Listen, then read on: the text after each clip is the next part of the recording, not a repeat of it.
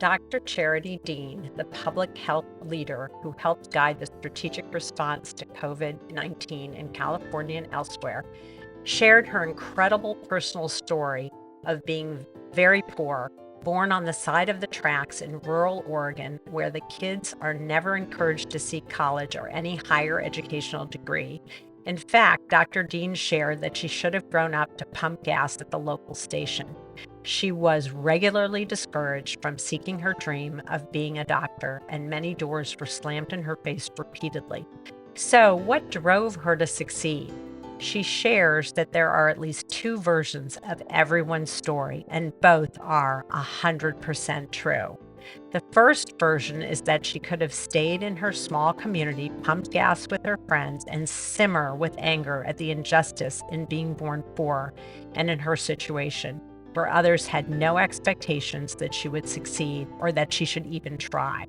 Then there's version number two. Being the hero of her circumstances became the guiding principle of that story, meaning her being born into poverty taught her to scavenger and scramble for everything, including opportunities that looked out of reach, including flunking out of college and still being determined to go back and finish. Every block and barrier became an opportunity for determination. Dr. Charity Dean wanted to belong, but belong is defined by her version of her story, not someone else's. Belonging is an essential desire for most of us, and certainly for young folks who are trying to find their way. Growing up in dysfunctional families, as many of us have, can sometimes push us into trying to belong to a group that may not be the best for our development, particularly for our character. But survival trumps good judgment at a young, vulnerable age, and survival includes needing, not wanting, but needing to belong somewhere, especially when you feel you don't belong even in your own family. Welcome to Small and Gutsy, our podcast featuring nonprofits and social enterprises under $10 million. My name is Dr. Laura Shirk-Witkoff, and I'm excited and proud to be your host. We hope you'll love the stories as much as we do, and perhaps you will find needed services, a job, volunteer, invest in, or donate. Small and Gutsy is not just a podcast, but a 501c3 nonprofit. Our vision is to spotlight every smaller nonprofit and social enterprise to raise their visibility. So please help me with our vision and send me any organization you'd like featured to laura@smallandgutsy.org. I shared these insights from Dr. Charity Dean because my guest today experienced some of what she spoke about and had the determination to choose a path that moved him away from his past and encouraged him to believe in himself. Because of that, he is now in a position to help others who have experienced their own isolation or lack of acceptance. Do Something Cool is a foundation founded by Brian Hawkins and his sister Sarah Kawada, dedicated to supporting youth in reaching their potential, and they do this through the belief that sport, culture, and community are powerful tools for change. Their vision is to help youth learn and develop skills that lead to social, emotional, academic, and physical well-being. Through their grant partnerships and initiatives, and soon directly through their own programming, they aim to help young people to lead lives that are good for others as well as themselves. They want to inspire young individuals to accomplish audacious endeavors that will inform and inspire the rest of us. I need to say a few words about how Do Something Cool Foundation defines the word cool. Their interpretation of cool challenges the conventional label that you and I might have aspired to as younger people, or perhaps even as adults. It transcends a single definition, and rather than being seen as hip or trendy, Do Something Cool defines cool as an ever-changing emblem of authentic individuality and collective action.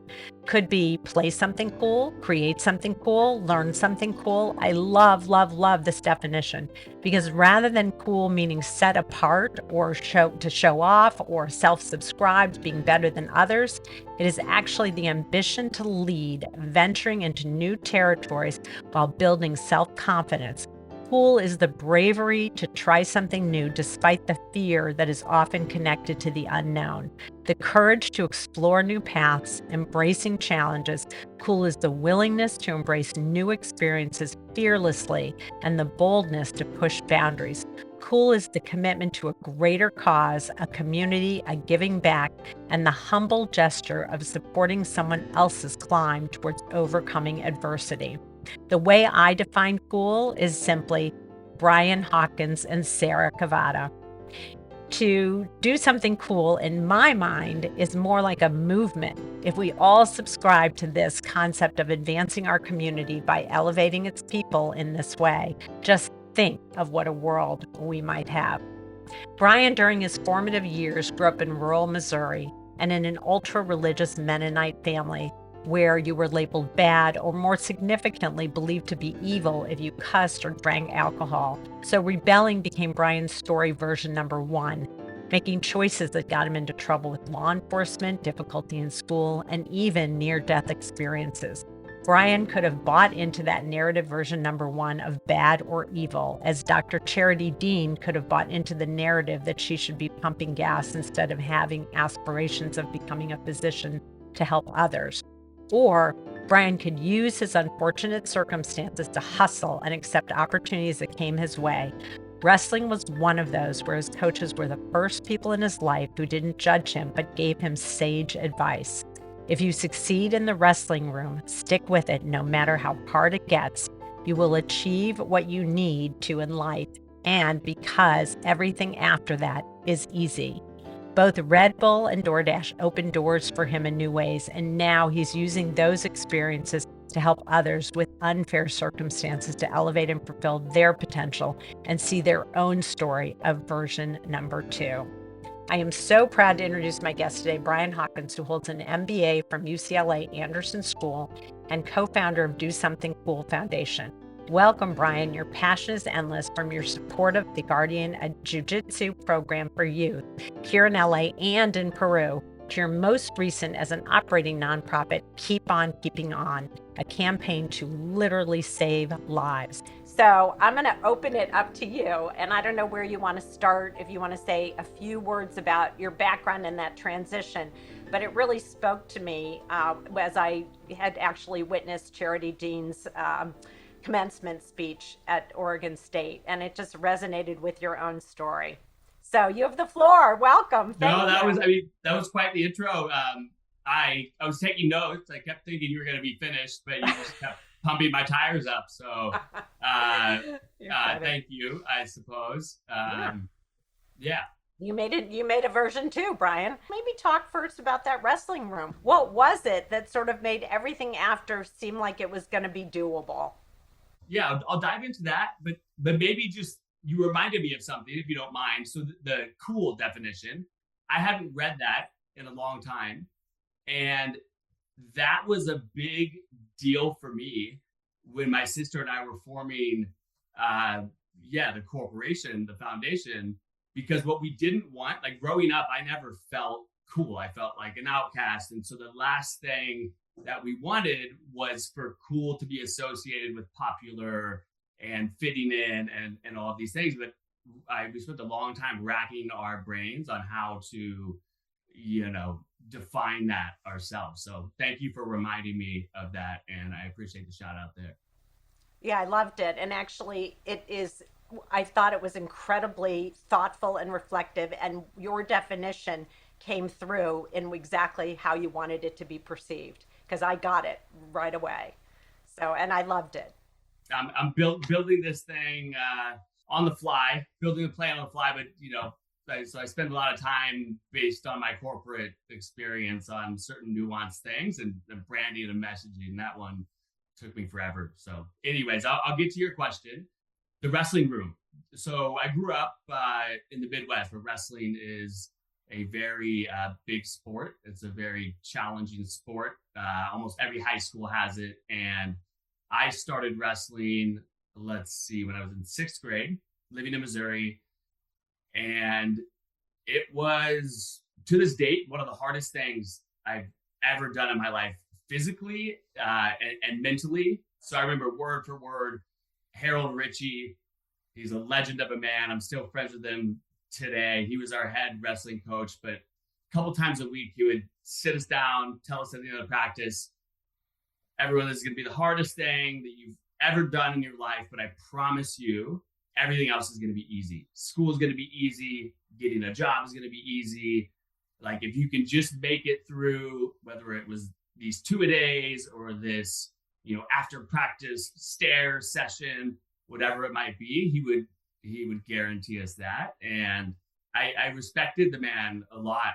And it's not that I didn't believe him growing up, but I never realized just how accurate he was with that statement. And so, yeah, it was my house of pain. It was, outside of the wrestling room, I was being judged a lot. I was being told, I was bad. I was being told I was a lot of things. At that age, I believed those things. You kind of start to become them. But in the wrestling room, it was all positive. It was, you can, there was no judgment. We were all there to do the same thing from different walks of life. And it was positive messaging, positive mentorship, and probably the only form of that I had at that point in my life. So really, really changed my life. Harold Ritchie, Coach Brown, Sean Fowler, they are on my personal list of heroes for sure. What a great life lesson.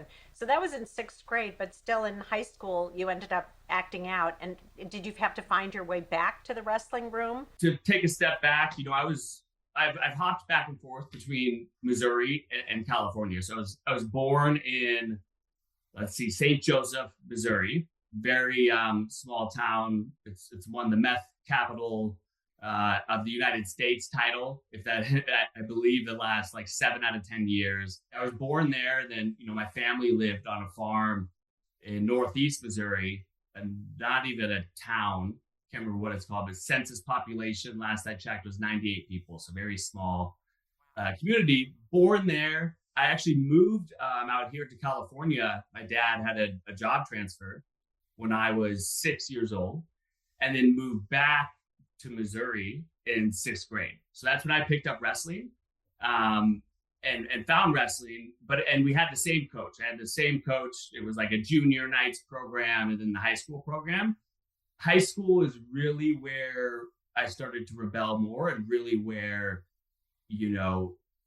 I would place an emphasis on my memories of the impact that my coaches had on me. How did you then kind of transition to that version 2 story where you could see your way out? So wrestling was a piece of that. And was there was it really wrestling where you said, okay, if I can do this, I can really get myself through school, turn myself around, not go to jail, because there is a version 1, version 2, probably version 3 and 4 for everybody. One of the biggest pivot points in my life.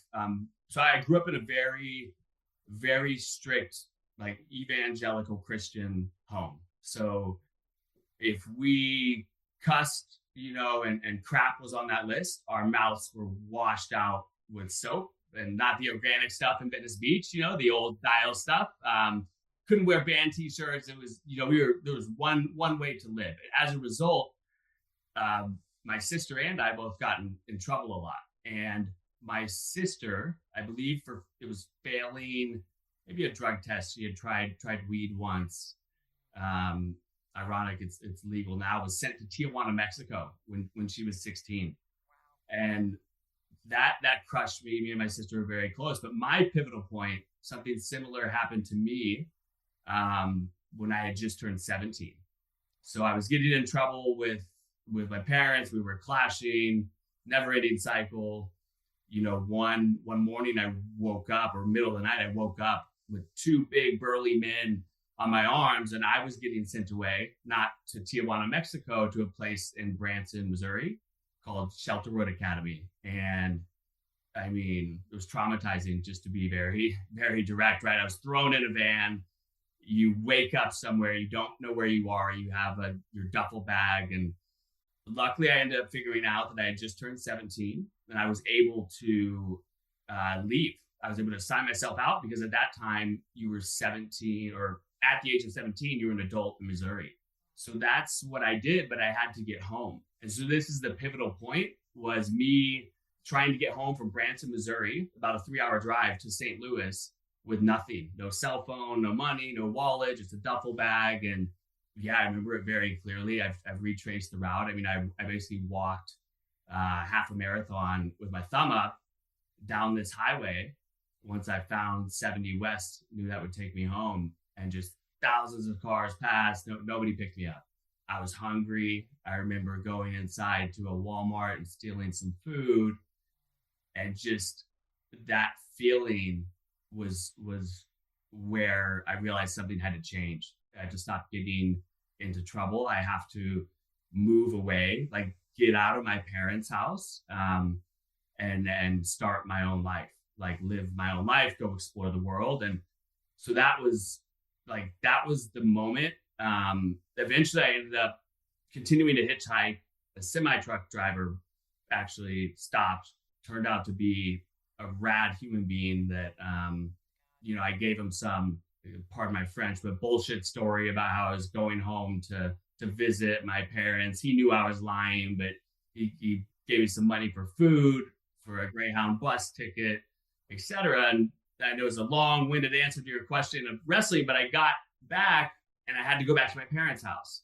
All I wanted to do was get out, but I still had my senior year of wrestling, and so that was really like the most, I'd say, memorable time of just how my coaches were there for me, because everything at home was chaos. You're being told that you're bad, you're being told that you're this, and it was just the complete opposite in the wrestling room. And that was, yeah, that year after that pivotal point, I think I really started listening more to my coaches, and really looking at them as true mentors. I was older then, and I think I had realized that my situation wasn't what everyone experienced. And so I was really soaking in more of the knowledge, and built a closer bond to them as mentors. So that gave me the confidence. With the fast forward, my main priority after, getting back and wrestling my senior year was just, what am I going to do with my life? I didn't feel like I felt in. That goes back to the cool, description. I felt like an outcast. I was scared to work a desk job. I've always been very ADD and active. So I had no clue what I wanted to do, but I knew I had to do something, knew I had to do, get away from Missouri, or misery as we called it. And so I decided came up with a plan basically to move to California. My sister had moved to San Diego. And so I started community college in St. Charles, St. Louis, with the intention of transferring to a state school out in San Diego. And so, all I did for a couple of years was work at the car wash and study. Then finally I moved, went to school, and then wound up, I would say, very fortunate, very grateful, in landing one of the coolest jobs you could possibly land right out of college, which was Red Bull. So. And so you got this amazing experience at Red Bull and then DoorDash, and then I would love to know, because you and your sister remained close through all of this, because you shared some of these experiences, and you said together, we want to do something. We want to set up a foundation to help others, but we don't want cool. We want the word cool to be redefined, which I absolutely love. So wherever you want to take that story, I'd love to hear how you came up with the idea. I know it had to do with Red Bull, and then Yeah. like what do you want to do? You're here, you've arrived. And so it's Yeah. just the beginning of this in Yeah. some ways. Yeah. So yeah, we start with just the impetus for the name. So the literal name, Do Something Cool. I wound up getting this job at Red Bull, working under the head of sports marketing. It was a leadership development program. I think I know I was the only applicant in the final rounds that had community college on the degree, maybe the only like non-Ivy. And I walked in with a Play-Doh project. Luckily, my boss, he never went to college. We were a good match, but a hashtag we had on the sports team there was Do Something Cool. We were always out and about, so everyone would hashtag Do Something Cool. We're shredding down this mountain. We're sending it off this jump on the mountains, whatever it was. So that was the impetus for the name. But then also just Red Bull showed me what could be. So one of my favorite quotes is, "To be it, you have to see it." And so Red Bull allowed me to see so many different ways of living that I wasn't exposed to. So that, Yeah, it was a great period of my life. I feel very fortunate, but that both the name, but also just the mentality of there's so many ways to live, so many things to do, so many fun things to do. You can have fun and while working, that was really the impetus. But in between there was a 10-year corporate grind. I worked at Red Bull. I tried to start my own company that went out of business. I worked for a startup called Ship. That ship sunk, and but yeah, to fast forward, I spent the last 5 years of my time in the corporate world working for DoorDash. My net worth, my net worth was negative all the way until my 30s, and I was finally making good money, but I got very lucky with DoorDash. I got in early, and the company IPO'd, and I was able to finally have a life balance sheet that was not in the red and was in the black. Yeah, I bought a couple like fancy watches, then quickly realized that that was silly for me because I just felt a deep like compelled desire to give back because of my own experiences, and I sold that stuff. I have my toys, my motorcycles, but otherwise it was just I had to do it. I had so many people that helped me, so it wasn't a question. And so, yeah, decided to start the foundation with my sister against all the financial advisors' advice because we didn't have, the threshold to do a foundation, and it's so much extra work. And they were pushing me towards donor advised funds, but for me, that was an indicator that if everyone's telling me I shouldn't do it, and my gut is saying yes, I should probably Go do with it. your So gut. that's what I But I did. love that because you have so much more say in what you want to be able to do and how you want to be able to do it. And now you're transitioning even from that into your own programming by being an operating 501(c)(3), which is amazing. And I Yeah. love, you know what? I wish there were more people who really could see the value in helping others. Like I know there are lots and lots of people who do that, and yet you were driven in a way that said this is part of your purpose in life. That is so clear to me, and it's quite stellar because it didn't have to be. You could have just continued to buy your toys, live a happy life, but there was something key really missing for you, and it's become being able to do for others. So I don't know if you and your sister started this foundation. It sounds like you knew you wanted to go into some kind of creative, at least initially, sort of sports, and then it's moved into other areas. So share any of that you want to in terms of your foundation and the things that are in the pipeline or the things that you've really devoted yourself to. Yeah, yeah. So very true to small and gutsy. Yeah. My sister and I, right? So the branding is not professional. The website was built by me, and yeah, we brainstormed. The simple version is that kind of the way that we structured the strategy is the foundation is looking to empower and find young Brian's and Sarah's. So basically things that we went I through. So love that's it. how the verticals came about. So we came up with 3 focus areas. And so those were or are play something cool, create something cool, and learn something cool. Within those, I can speak to them a little bit, but play something cool kind of comes from it's sport and how sport changed my life, in particular wrestling. Learn something cool. Growing up, never really cared about education, but we weren't taught much either. Like nobody taught us how to build a campfire, how to like properly eat. If you go out to dinner, like we didn't learn any of that, and so learn something cool for our definition of it is really non-traditional education, so life skills, maybe Hmm. financial literacy, Love it. um, something Brilliant. as simple as outdoor skills. It's really learning life skills. And then we have create something cool, which is just the arts. I am a very type A businessman, but I have a creative side, so I'm a hobbyist photographer, and I also have a lot of friends that are passionate creatives, whether it's artists or filmmakers, and I've seen kind of the impact and the passion they have for what they do. And I wanted to give kids or young individuals an opportunity to kind of explore that path. So that's I love those buckets. I think they're amazing. Do you want to speak to each of those and pull out one? Like I know you've supported jujitsu, both a program in Peru and here in LA, and that's sort of the sport related. I don't know if you want to pull a project from each of those buckets and share sort of your engagement and what you've chosen to do, and then maybe share your most recent initiative, which is kind of a combo in some way of life skill or a campaign and has a creative side to it. It's I think you bridged those a little bit on the most recent one.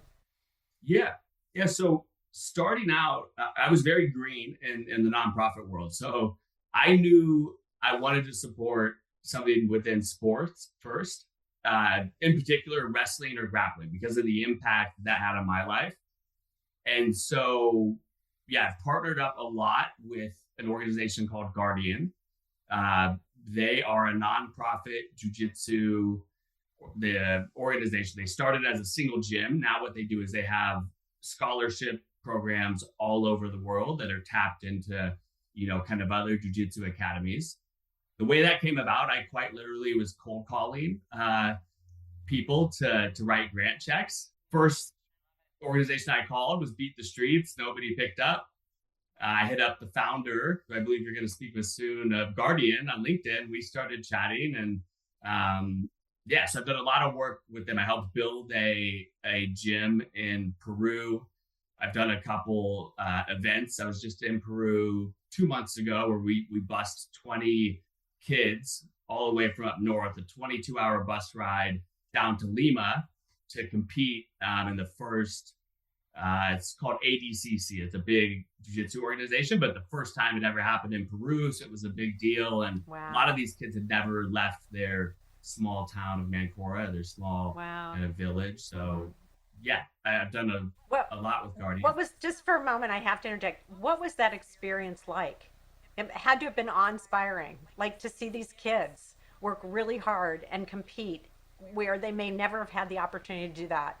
It was really cool, especially to see that the gym that I fully funded and built. I was out there for 10 days with the executive director from Guardian. It was just cool to see that come to fruition in real life.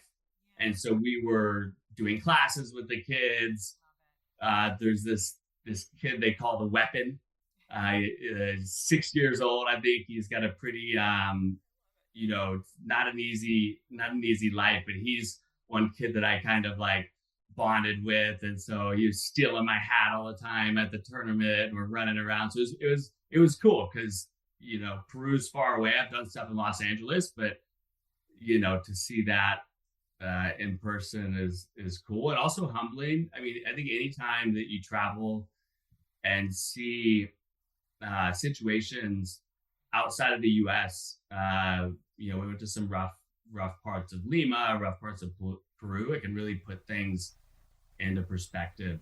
And also this the relationship that you described with the little weapon, the The 6 year weapon, old. yes, the Yeah, the weapon is weapon. I amazing. love He's it. such a He's cool so kid. cute. And also, I think like you've given him now a foundation of something to look forward to and to move in that direction. So think of that at age 6 for a kid who may never have had that. So you've set him on a path for a version of a story he gets to create now. Like that's just beautiful. Like I can't Yeah, imagine anything more beautiful.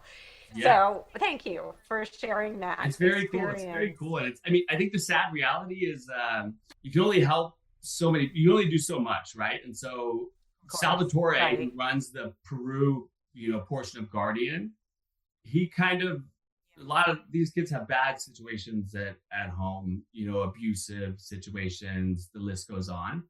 But he kind of very very smart guy, all around rad human, but knows kind of who really has potential and motivation, and the weapon is one of them. So not that he handpicks, but he was telling me just always a smile on his face, high energy, like motivated. And there's a couple other kids that yeah, really, really, really cool that we actually went to their homes, did interviews with them, and so that was cool to see. there's a kid in Peru, Erwin. He's one of the older kids on the scholarship, and he was a bully, and he used to pick on kids, tough situation. But he's now like the leader of the Guardian Peru Jiu-Jitsu crew, and we were filming and chatting with him, and he's went around and apologized to everybody that he ever bullied, and he's already talks about what he wants to do um, with his future, and he talks about how he basically wants to pay it forward. So at very small level, I've seen that come to fruition with Erwin. He's a legend. He's a beast on the mats too, and so yeah. I love that story for on so many different levels. So you've turned a kid's life around. He in turn is turning other people's life around, and you've now set him on a path that will provide a future not just for him but within his community. It's so clear to me. And I love those anecdotal stories because those are the ones that really create the depth and breadth of what you're trying to create with Do Something Cool. So, do you want to talk about create something cool or the combination of the new initiative, which I think is both creative and it's also, in my sort of humble opinion, a life skill? Because when you think about keep on keeping on, you've combined both of those into a single initiative with art and safety. Does that make sense? Yeah. So, the impact that wrestling had on my life and grappling like that, I almost turned into a jujitsu organization for a little while, but that wasn't the goal. I wanted to do other projects in other verticals. And so, especially on the create side of the house. So I'd been kicking around ideas to do art workshops. Yeah, we've done a couple grants, small grants, but next year I'm switching from a non-operating foundation to an operating foundation. Been going deep on partnerships, and so I'm basically running the first campaign that I'm running. What is it, soup to nuts? And what we're doing is we are doing a graffiti wall on a massive car wash like exit tunnel. It's 21 feet high, and it's a campaign and piece of art that's going to represent and kind of signify and be a message for seatbelt safety. We're going to run a campaign along with it, two parts, kind of to raise funds for people that have been in car crashes that are on a road to recovery. So I have a very good friend that was in one of the worst car crashes in St. Louis that was given 3 hours to live at first. Then he was told he would never walk again, never talk again. And so he overcame all that. We both used to work at this car wash together. And so, yeah, it's a seatbelt safety awareness piece of art, street style, on a 21-foot wall that we're going to, in tandem, raise some money for a local neuro department, local hospital, to help kind of provide funds for others on their road to recovery from car accidents. I love it. And how did you come up with keep on keeping on? And that's coming up soon, right? Because you've shifted your kind of orientation as your 501(b)(3 as an operating in 2025. That's the goal for this year, right? Yeah. So I fly to St. Louis in 2 days. Yeah, the reason I held back on switching because it is a lot more work, right? And so I had to rent a scissor lift and all this stuff. But we're starting the painting. I'm flying out there on the 9th. We start the painting this Sunday. Wow. It's going to take like 5 days. We're doing kind of a promotion for the fundraiser. Yeah. We have some signed items from some of Nick's favorite It's great. bands. I'm blanking on the question that you even asked me, but yeah, it's coming up soon. No. Nick, yeah, it's coming up soon. And then Nick is the individual who survived the car crash, and really his legacy and his purpose is really kind of pushing this agenda forward for safety for others as well as medical, right? Oh, yes. Sorry. Yeah. You asked me about keep on keeping on. So keep on keeping on 100% comes from my good friend, another local hero, Nick the Manimal Custer. So it's one of his favorite phrases. He's like I said, he was in a coma for 6 weeks. He was given 3 hours to live. He's had to relearn a lot of things. So he's got a lot of quirks and funny phrases that you'll hear all kind of almost on repeat. Keep on keeping on is one of those. And so that he calls the shots. He wanted it to be called that, and so that's what it's called. What a dedication to both the neurological aspect of saving people who are in that situation, as well as a reminder to the rest of us how important seatbelts are, and then using art as a mechanism to capture people's attention. So it's an amazing combination that you've put together. Yeah. And I guess to expand on keeping on, the reason Nick says that is because that's what he had to do. I mean, he spent in 4 years learning how to walk again, and so he really, um, just in terms of grit and tenacity and resilience and having to keep on keeping on. That's why he says it. I mean, he you know he can still walk. He's hard headed, but first time I ever heard him actually admit something was hard was like 3 months ago, where he was like, "Yeah, walking a mile in my shoes is actually pretty hard." I said, "Well, yeah, Nick, I Yeah. know. He never lets me get the ADA golf cart stuff if we go somewhere." And I'm like, "Nick, I need it. I'm tired." So funny. He's So showing you yeah, up. he knows how to keep Yeah. on keeping But you on. know, as what a beautiful mantra for him to survive and then be able to, through do something cool, give back in a way that may protect somebody else and certainly will provide funding for people who are in a similar situation. I mean, you kind of Yeah. can't get better of a purpose than that. So, tell me what else you see in the future for do something cool. I walk around with like an explosion of different ideas all the time. And so I have a lot of ideas. That was another kind of reason or the impetus for switching over to be able to do my own programs. I haven't done a lot within the learn, sector. So we have done some Spanish tutoring for the kids in, or English tutoring for the kids in Peru, because that's a prerequisite, to really be able to get out of a small town and have a job. But yes, I want to do a lot of things within the learn Cool. vertical next, Hmm. potentially entrepreneurship. I've had ideas about vending machines where it's like a small kind of business, right? So with support, students can maybe go sell and pitch in a vending machine or something that's branded, and all the funds go to a college account for a group of individuals. So I mean, the ideas are never ending, but I think another art workshop. We're talking with the Sheckler Foundation about potentially doing kind of like a splatter paint workshop at a skate facility they have. So kind of combining the worlds of Cool. sport and art. Wonderful.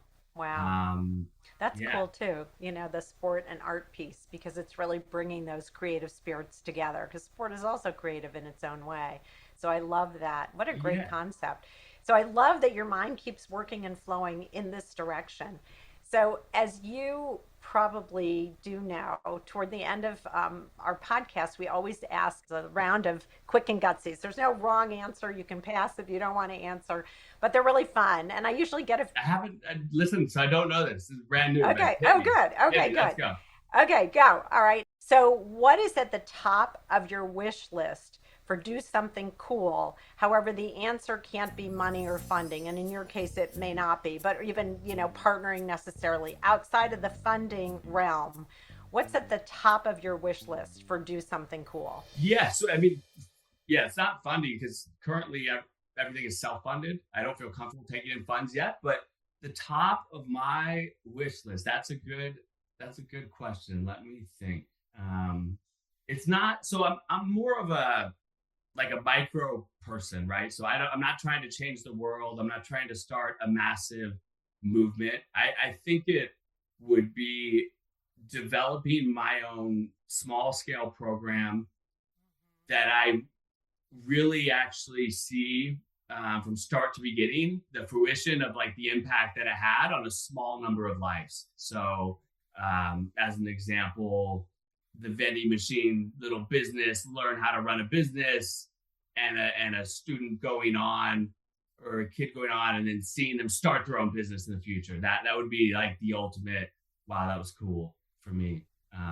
Yeah. Not only cool, but I think then again, I go back to the legacy piece that I don't want you necessarily to discount. You're planting a seed, it's like a pebble in water, right? So you plant that seed. It's not just that one person that you impact. You actually impact everybody around them, whoever they connect with, whoever connects with them, whoever benefits from what they're doing. And so I love that because we do live in a village. When we rise everybody up, we all benefit. And so I love that philosophy. So I think that's a great wish.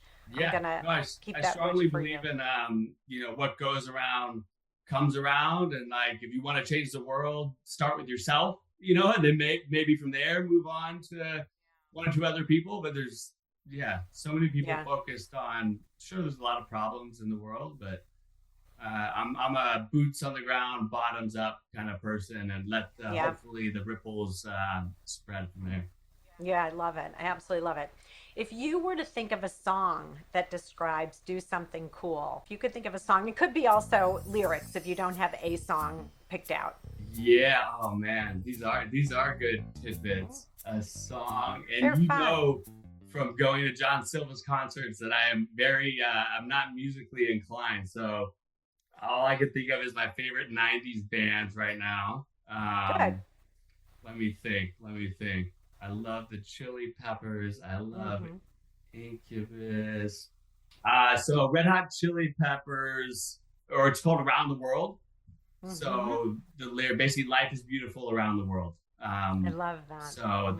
that would be just because that's been my experience everywhere I've traveled, whether it was with do something cool or without. Like I think the lyrics go, I know for sure that life is beautiful around the world. It's a Cool. good That's a song too. perfect You should song. give it a listen. Yeah. Yes, I know the song. It's great. And that Thank everyone you. from around the world has potential and can do something cool. That's best I Yeah, I got, think Laura. Best I got. yeah. Yeah, for sure. So, what makes do something cool gutsy? Because it's definitely gutsy. What makes it gutsy, Brian? Yeah. So what makes it gutsy is the way that I've kind of, I guess there's nature and nurture, but more nurture how to live my life was to do gutsy things. Almost every great decision I've made in my life, everyone was telling me not to do it. So moving to California, I was saying no, or going to work at Red Bull, and I left Red Bull and tried to start my own company. Everyone said, no, that's stupid. And so when DoorDash IPO'd and my bank account finally wasn't in the red, we had a bunch of financial advisors pushing us towards donor advised funds, which I did do a small one. I wanted to join it, but everyone is telling me not to do a foundation. It's too much work because it's structured as a C corporation. You need to have X amount of dollars. Just the list goes on. And so I think that's what makes it gutsy is that I went with my instincts. At least 10 people were telling me like hell no, never do that. Pardon my language, but Yeah. You know what? Your instincts are good. And that's why you're in version two of your story and not version one. yeah. So, because, And right? I yeah. love that. And Yeah. they were right. It is a lot of work. It is more work, but they don't know me, right? And so like that's what I would try to explain is I'm willing to do that extra work. I understand that your donor advised fund is easy and you just click buttons, and I understand that you make 3% managing all of the funds and that you control the assets, and I can't do any cool programs, and that's not what I want. So yeah. Right. I mean, you really are boots on the ground. You want to get your hands dirty in a good way. And so, therefore, you created this so you have the opportunity to do that. But you also get to see the fruits of your labor in a very clear, connected the dots way, which is beautiful. And it does make you gutsy. What is something that outsiders or even a few insiders don't know about Do Something Cool? So I'll open up here. So do something cool. Let's see. Was started. I have to pull out my documents, but late October, I think 2022. But then you have to get as a C corporation, you have to get the 501c exemption. Don't really have to operate. So call it 23. But for a long time, my sister and I just operated under the radar. So no website and nothing. And that was really because of my own insecurities and deep rooted, kind of mentalities or beliefs that were drilled into me, which were any and all self promotion is bad. Like, you don't do that. That comes from the evangelical Christian, like, we never talk about ourselves. And so, yeah, that would be it. Is that we just, I kind of operated with my sister under the radar, writing small grant checks for a number of things that never talked about, because I didn't even feel comfortable uh, be going public with it. And the only reason I did, I actually had a therapist convince me. She sent me it was an Adam Grant Oh yeah, I kind of know. I know. podcast Yeah. line about how Hmm. you're actually doing a disservice to the world if your intentions are good and you're not putting out, what it is that you're doing. So that convinced me to go public with it. Yeah, it's great. Yeah. Yeah, and you decided to be on the Small and Gutsy podcast. We're thrilled. Yeah, Thank you you. can sell me on that one.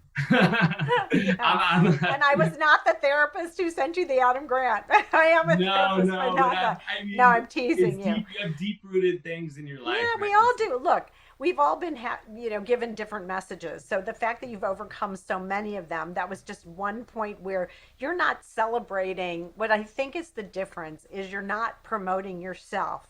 You're promoting something you're doing that helps others. And that's the difference, in terms of that philosophy. And it's quite remarkable because if people don't know about it, they can't either support you or take advantage in a good way of what you're offering. So I've had the Yeah, same yeah. struggle with Small and Gutsy. We're Or small and submit, gutsy. or submit cool ideas, so I don't have to Right, cold right, call people to right, write to give right. To out give, grant checks. But can I please give you some money? Yeah, yeah, but it's I you hear know you. It's cute. like, everyone's always improving in their lives, and Yeah, so it's a deeply ingrained thing.